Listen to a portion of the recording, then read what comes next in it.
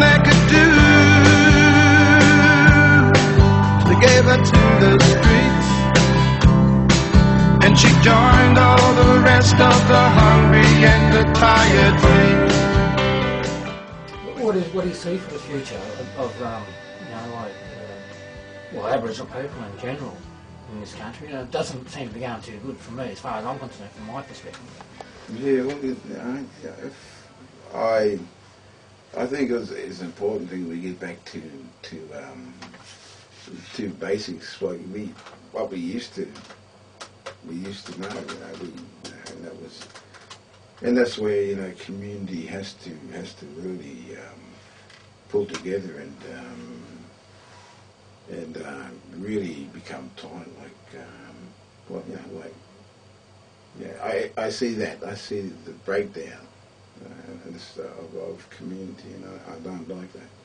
No, and it's no good. But, you know, but community's really got to, because, you know, like, the only way we protect ourselves long before the organisations, long before the money, long before that was with each other, and you know, and you know, just by sticking together. Well, that's right. You know, and at least we have that.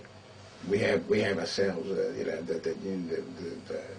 and that access and the humour and you know. Our culture, and people might recognise this culture today, but it's the way how we live life, how we talk, and how we see one another, and attitude towards life, and you know, probably that's how we've always. That's why we're still here. You know? That's how come we're able to tough it out, to stick it through. You know? Well, you definitely touched a lot of people, Arch, back there in 1988. I think that's, you know, couldn't have had better timing in terms of the politics at the time, and the way that you expressed the truth in your music. Well, is what's you know, I think that's what's really given you, you know, made you what you are. I believe it's you're a great asset to our community, and I'd like to say thank you very much for all of that. Because, you know, we all did have struggle trying to express ourselves at that time, but I think you just nailed it, man. And like I said before, I think it had a lot to do with the forcing the government's hand on that national inquiry.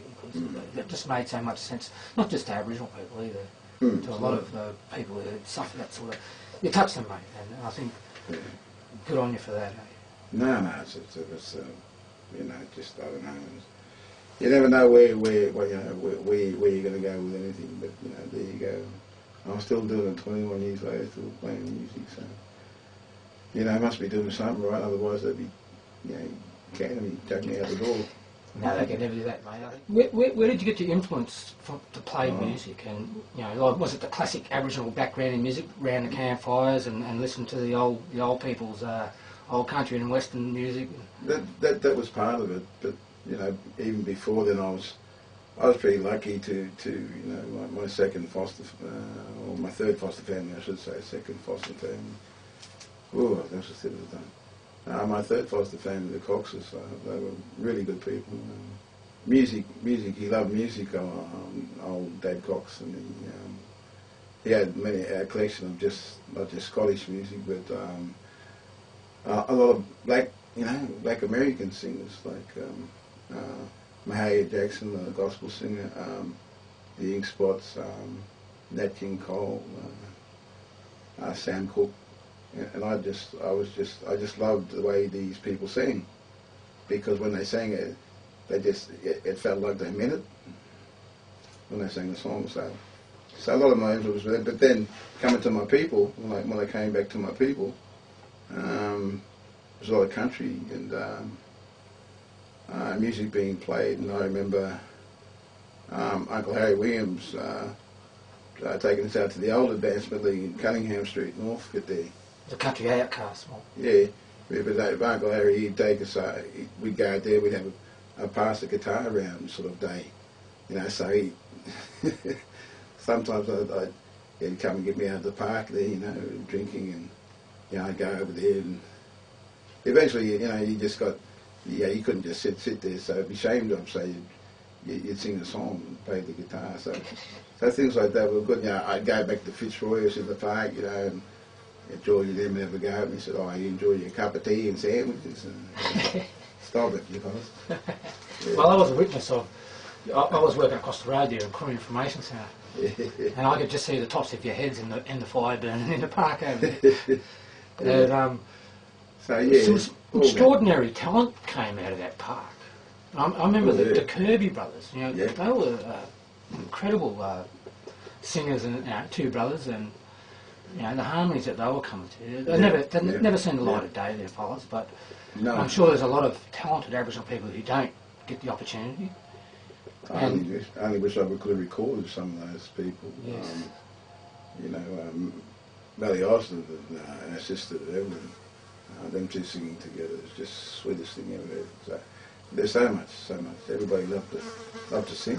I was just thinking about some of it. You know, I suppose there'd be a lot of that crew in F Troop. I was thinking about poor old Punchy and Uncle Georgie and Rex and all that crew. That's My brother Plugger was sort of on the sidelines there too. I suspect you would have. That's right.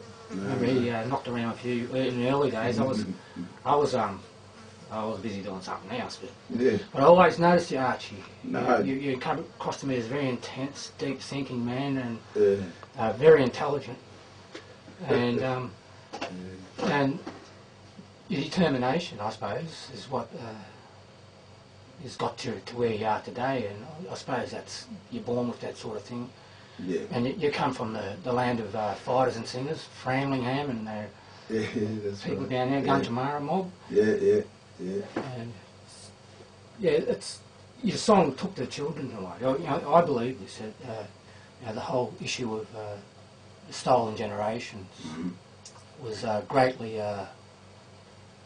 well, I wouldn't say that was single-handedly brought about the stolen generations inquiry, but it played a big part of making people aware of what was going on in our communities, particularly for our children, the ones that had been stolen, and articulated that, Archie, and expressed it with something that was undeniable. They couldn't deny the truth of your songs. You know, I was so proud of you at that time, and still are.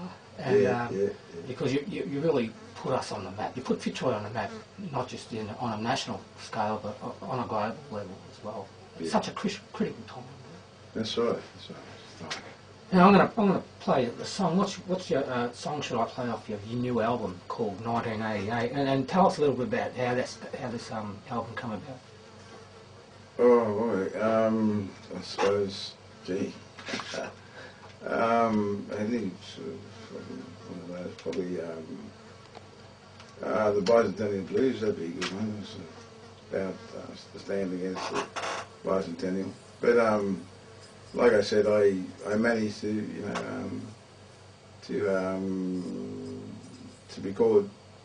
get a chance to record these songs, and I think the lad Paul Petrin who recorded the first sessions heard the songs, Took the Children Away, and other songs for the first time here at 3CR, here on 3CR. Oh, cool! So that's a bit of a coup, and I really love this organisation, 3CR, because it's a self-sustaining organisation. It's got the principles that I believe in. It's community controlled and it's community based, and it's got an incredible record. Now we've grown with it in Fitzroy. Gil has been here for 30 odd years. That's right. And it's always had its doors open. It's always encouraged us, and I'd like to thank 3CR for its commitment to Aboriginal people over that time. It's fantastic. Well, I might add, for one 3CR, this is where I first, well, really, to tell you the truth, and even though the album coming out, I used to come down here and talk to Giller and other people that were doing shows, and put out a song or two, maybe Took the Children Away or something else, and and I remember I was working at George Wright, George Wright Shelter. Yeah. And I think somebody rang up from down here and said, "Wow, you seeing people like the switchboard lit up," and so it certainly there was a lot of people listening, at that time, and it's thanks to 3CR. You know, especially community controlled, community run radio stations are just so valuable. They took the